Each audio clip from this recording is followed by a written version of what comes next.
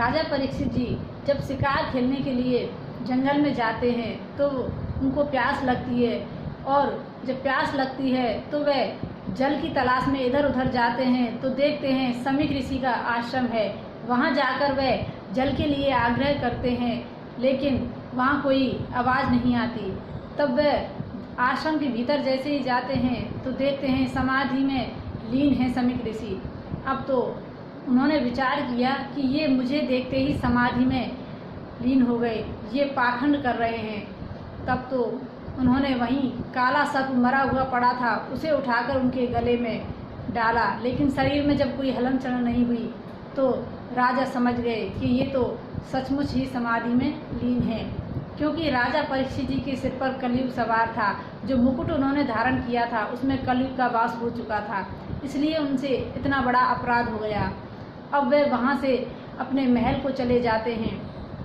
जब श्रृंगी ऋषि को पता चलता है, समीक ऋषि जी के जब पुत्र को पता चलता है तो वह राजा को श्राप दे देते हैं, और राजा को श्राप देते हैं कि 7वें दिन तक्षक नाग के डसने से तुम्हारी मृत्यु हो जाएगी।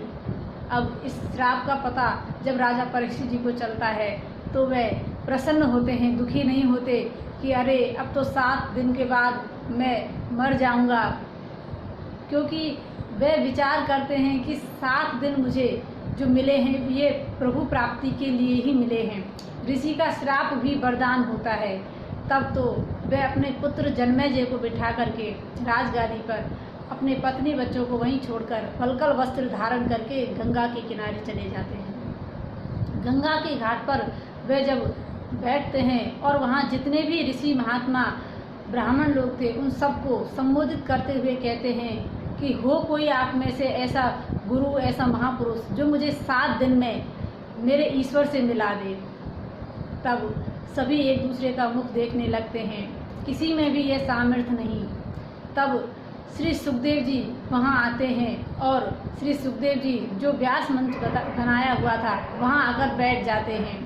राजा परीक्षित जी अपने कल्याण का मार्ग पूछते हैं तो श्रीमद् भागवत महापुराण श्रवण कराते हैं, और 7 दिन 7 रात्रि दत्तचित्त होकर के राजा परीक्षित जी ने भागवत महापुराण का श्रवण किया। जब 4 दिन बीत चुके थे तो श्री सुखदेव जी ने कहा कि हे राजन, आपको तो 4 दिन व्यतीत हो गए, आपने तो जल भी नहीं पिया। कहा कि आपके मुख से जो अमृत बह रहा है इसी से मेरी तृप्ति हो रही है, मुझे प्यास ही नहीं लग रही। गंगा किनारे बैठे हुए राजा परीक्षित ने गंगा जल भी नहीं पिया, वे इतने मग्न हो गए श्रीमद् भागवत में। और हम 2-3 घंटे के लिए जाते हैं कथा श्रवण करने के लिए, और उसमें भजन कीर्तन भी होता है, और जब वहाँ 2-3 घंटे हम जाते हैं तो हमें प्यास भी लगती है और इधर उधर भी ताकते हैं, क्योंकि हम कल्याण तो चाहते हैं लेकिन कल्याण के लिए कुछ करना नहीं चाहते। उसके लिए हम प्रभु का भजन नहीं करना चाहते, कुछ साधन नहीं करना चाहते, तो हमारा कल्याण कहाँ से होगा। इसलिए जब भी कथा श्रवण करने जाएं तो बड़े ही ध्यान से उसे श्रवण करना चाहिए। अरे राजा परीक्षित जी ने 7 दिन 7 रात्रि तक जल नहीं पिया, और आप 1-2 घंटे के लिए कथा में जाते हैं तो वहाँ पानी साथ लेकर जाते हैं। तो ऐसा नहीं होना चाहिए, क्योंकि प्यास तभी लगती है जब हमारा कथा में ध्यान नहीं हो। कथा में ध्यान होता है तो पानी वानी कुछ याद नहीं आता। तो राजा परीक्षित जी बड़े ध्यान से 7 दिनों तक उन्होंने कथा को श्रवण किया, और 7वें दिन अपनी अंतरात्मा को परमात्मा में स्थित करने के लिए वह विराजित हो गए। इधर तक्षक नाग जब उन्हें डसने के लिए आ रहा था तो इधर रास्ते में उनको कश्यप ऋषि मिले। कश्यप ऋषि अपने मंत्र बल से राजा को जीवित करने के लिए आ रहे थे कि मैं जब तक्षक नाग उन्हें डसेगा तो अपने मंत्र बल से राजा परीक्षित जी को जीवित कर दूंगा और उनसे कुछ धन ले लूँगा। तब तक्षक नाग को जैसे ही पता चला कि कश्यप ऋषि इस कारण से राजा के समीप जाएंगे तो उनकी परीक्षा लेने के लिए तक्षक नाग ने एक वट वृक्ष को वहीं पर ढसा, और वह जैसे ही उसको ढसते हैं तो वह वृक्ष जो है भस्मीभूत हो जाता है, राख में परिणित हो जाता है। अब तो कश्यप जी ने अपने मंत्र बल से वह जो वट वृक्ष भस्मीभूत हुआ था उसे पुनः ऐसा का ऐसा ही खड़ा कर दिया, हरा भरा कर दिया। तब तक्षक नाग ने उनको वहीं पर बहुत सा धन देकर वापस कर दिया। तक्षक नाग ने और नागों को लिया और कुछ तो ब्राह्मण बने और वह जो तक्षक नाग था सूक्ष्म रूप धारण करके पुष्प में विराजित हो गए और राजा परीक्षित जी के समीप चले गए। उन जो नाग रूप में ब्राह्मण बने हुए थे उन्होंने जब पुष्प राजा परीक्षित जी को समर्पित किए तो वहीं से वह तक्षक नाग अपने रूप में स्थित हुआ और राजा परीक्षित जी को वहीं पर डस लिया। राजा परीक्षित जी का जो शरीर था वह भस्म में परिणित हो गया, क्योंकि राजा परीक्षित जी तो पहले ही प्रभु को प्राप्त हो चुके थे, अपना कल्याण कर चुके थे। अब तो शरीर का अंत हुआ है।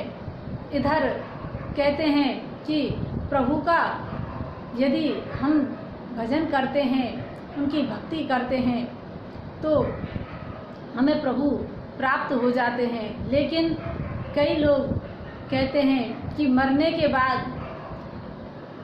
भगवान की कथा सुनाते हैं, उनको राम नाम सुनाते हैं। अरे जीवन भर कुछ नहीं किया तो अब मरने के बाद इसका क्या कल्याण होगा। इसलिए जो भी करना है प्रभु के लिए जीते जी कीजिए। देखिए राजा परीक्षित जी को जब पता चला कि मेरी मृत्यु 7वें दिन हो जाएगी तो वह अपने कल्याण के लिए निकल गए और इतने भाव से उन्होंने श्रीमद् भागवत का श्रवण किया कि वे वहीं पर प्रभु में स्थित हो गए। जीते जी वह प्रभु से मिल चुके थे और जो जीते जी प्रभु का हो जाता है वही प्रभु को प्राप्त कर सकता है। मरने के बाद किसी का कल्याण नहीं होता। इसलिए जीते जी अपने आप को प्रभु को समर्पित कर देना चाहिए और प्रभु का भजन करना चाहिए। संतों की चरण धूलि को प्रणाम करते रहना चाहिए, क्योंकि संत ही हैं जो प्रभु से मिलाते हैं। और इस संसार में यदि संत नहीं होते तो पता नहीं इस संसार का क्या होता।